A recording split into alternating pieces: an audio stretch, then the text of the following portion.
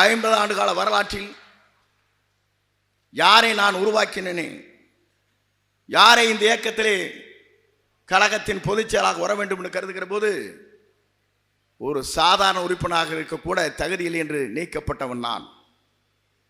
ஆகவே அந்த கருத்தை நான் சொல்லுகிறேன். ஒவ்வொருவருக்கும் என்ன மனநிலை இருக்கிறது என்பதற்காக நான் குறிப்பிடுகிற போது புரட்சி தலைவர் 3 முறை தமிழ்நாட்டில் நிரந்தர முதலமைச்சர். 72 இந்த இயக்கத்தை காணுகிற போது 75 பொதுக்குழு நடத்துவதற்கு என்னைத்தான் முழுமையாக அதை பயன்படுத்தினார்கள். நீ சரியான ஆள், அதை செய்து முடியுங்கள் என்று சொன்னார். முடித்தேன். புரட்சி தலைவர் பாராட்டுதலை பெற்றேன்.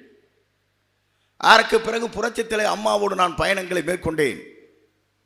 அவர் 5 முறை முதலமைச்சர். அவர் சொன்ன வார்த்தைகள் சாதாரண வார்த்தைகள் அல்ல.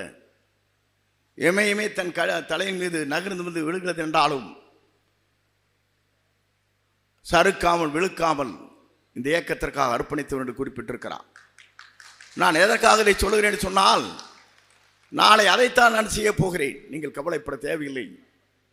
எதிர்கால தமிழகத்தை உருவாக்குவதற்கு, தூய்மையான ஒரு தலைமை உருவாக்குவதற்கு, 2 இயக்கங்களை தூக்கி எறிந்துவிட்டு புதிய இயக்கத்தை கொண்டு வருவதற்கு மனிதநேயமிக்க தலைவராக இருக்கிற, எல்லோராலும் என்னுடைய சகோதரன் என்று அழைக்கப்படுகிற நம்முடைய வெற்றி கழகத்துடைய தலைவரை ஆட்சி பீடத்தில் அமர்வதுதான் என்னுடைய லட்சிய பயணமாக இருக்கிறது.